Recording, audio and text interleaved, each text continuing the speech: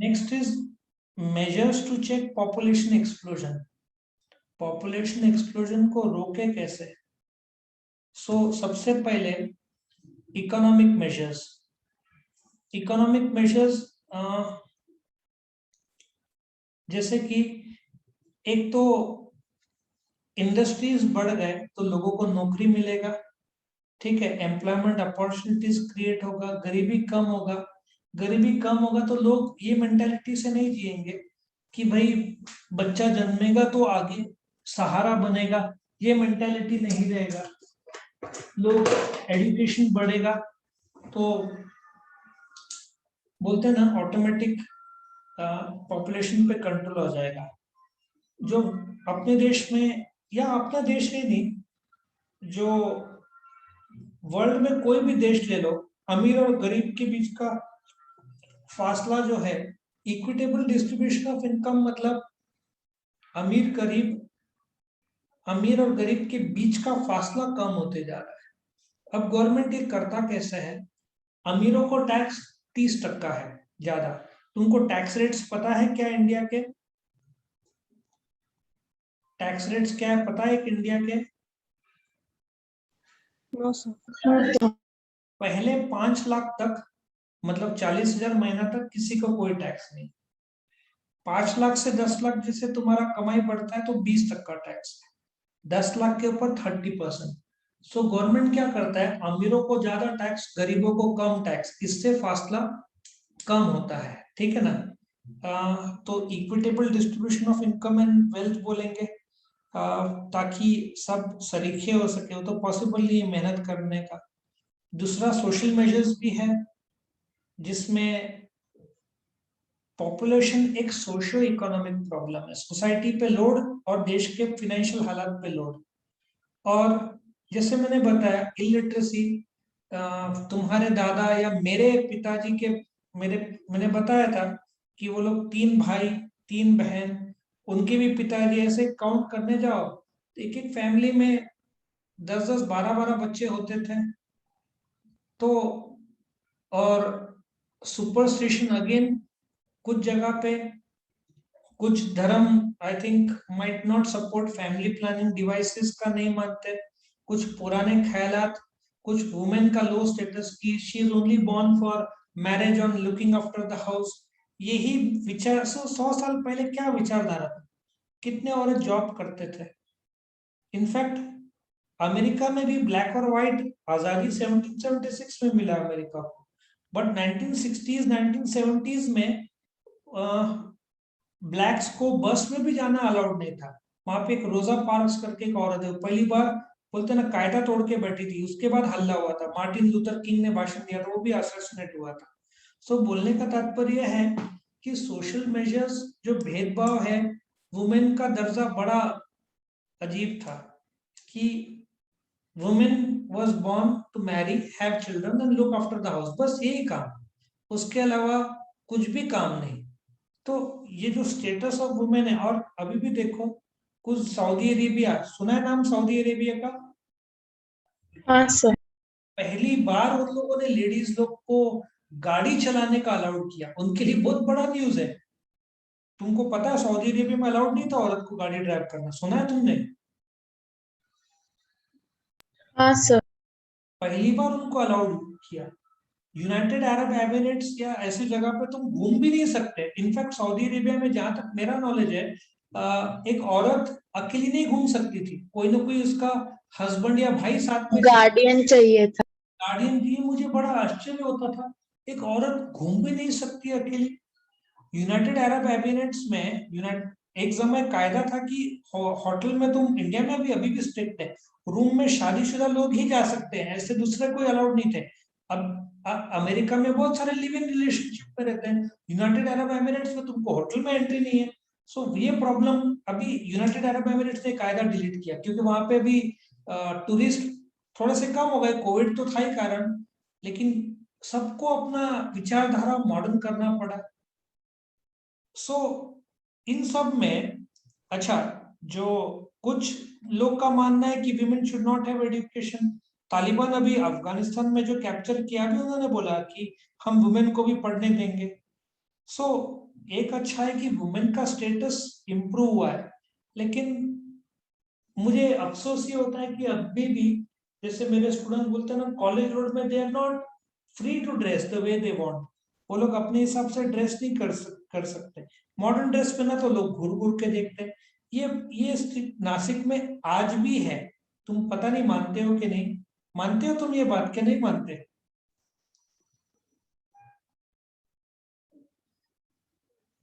हाँ सर। मुझे बहुत आश्चर्य होता है कि आज भी एक औरत ड्रेस अपने मन मर्जी का नहीं पहन सकती। पहनी तो कमेंट्स आते हैं। और दिल्ली में भी ये प्रॉब्लम्स है बहुत ज्यादा। तो कैसे चलेगा?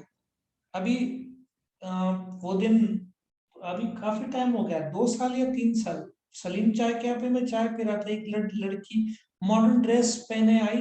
कुछ लोग अपना चाय पी रहे थे, सब अपना शांत, वो लड़की भी पीसफुल। मेरे को तभी लगा ये इंडिया ऐसा चाहिए कि जहाँ पे कोई कमेंट नहीं, सब अपने काम पे, लड़की भी रिलैक्स्ड है, कोई प्रॉब्लम नहीं। मेरे को लगा भारत ऐसा चाहिए, जिसको जो ड्रेस पहनना है, तुम बुरखा पहनो या शॉर्ट्स पहनो, जीन्स पहनो, जो तुमको। ऑफ कोर्स एक इंडिया के डिग्निटी के हिसाब से थोड़ा सा जगह भी देख के, मंदिर ये सब जगह संभालना होता है।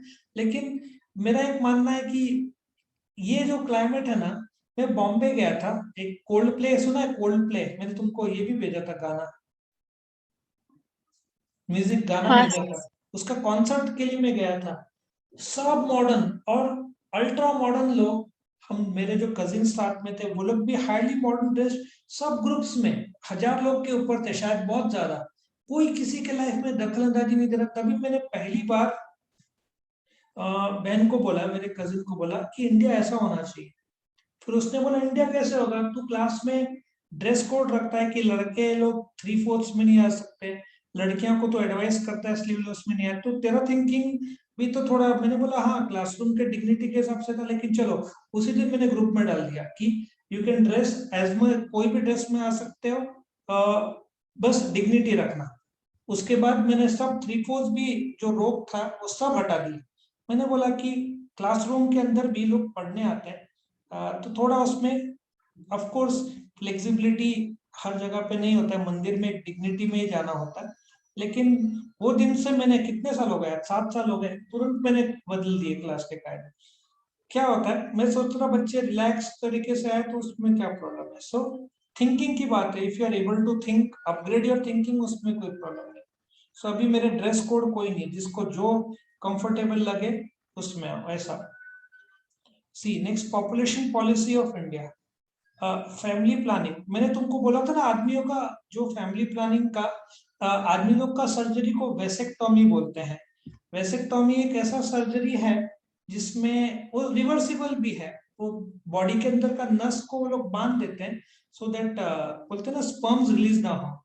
तो जो फैमिली प्लानिंग प्रोग्राम्स है, लेकिन बोलते हैं ना, अपने देश में सक्सेसफुल हुआ ही नहीं। लोग डरते हैं कि सर्जरी के नाम पे ही डरते हैं। सो पूरा प्रेशर जो आता है वो औरतों पर आता है। और फिर गवर्नमेंट ने बोला कि हम जो भी आदमी सर्जरी कराते हैं उसको पैसा देंगे। फिर लोगों ने पैसों के लिए सर्जरी कराया। लेकिन इसमें नकली विचारधारा है और गलत अवेयरनेस बहुत फैला।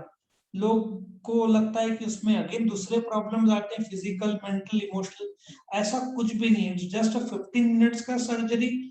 लेकिन अगेन लोग डरते हैं। सो फैमिली प्लानिंग प्रोग्राम्स 1952 में लॉन्च हुआ, लेकिन सवाल ही नहीं। और कांग्रेस का जो एक इलेक्शन कांग्रेस हारी, मैंने बताया था तुमको, क्योंकि संजय गांधी ने जबरदस्ती किया था लोगों को। लोग उस समय तैयार नहीं थे। आज नाम उसका चेंज करके फैमिली वेलफेयर प्रोग्राम रखा, क्योंकि फैमिली प्लानिंग नाम से लोग थोड़े अनकंफर्टेबल हो जाते हैं। और जो बोलते ना, it attempt family planning services, maternal, child health और न्यूट्रिशन। आजकल हॉस्पिटल में सेमिनार्स होते हैं। सिर्फ यह है कि प्रॉपर सेक्स एजुकेशन मेरे हिसाब से स्कूल में होना चाहिए। तुम्हारे स्कूल में था कि नहीं मुझे पता नहीं, एजुकेशन रहता है उसका, लेक्चर्स होते हैं कि नहीं होते हैं स्कूल में?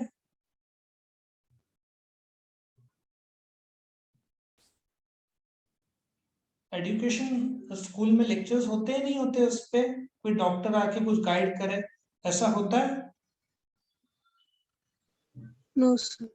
ये अपने देश में थोड़ा सा ट्रेजेडी है कि अवेयरनेस जो है, मैं तो बोलूँ प्रोफेशनल डॉक्टर्स को बुलाया जाए, डॉक्टर्स गाइड करेंगे बराबर।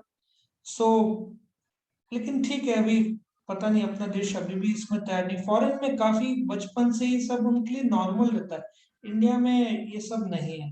सो मेरे हिसाब से एजुकेशन के लेक्चर्स होने चाहिए, प्रोफेशनल डॉक्टर्स को बुला के। लेकिन पता नहीं क्या होगा।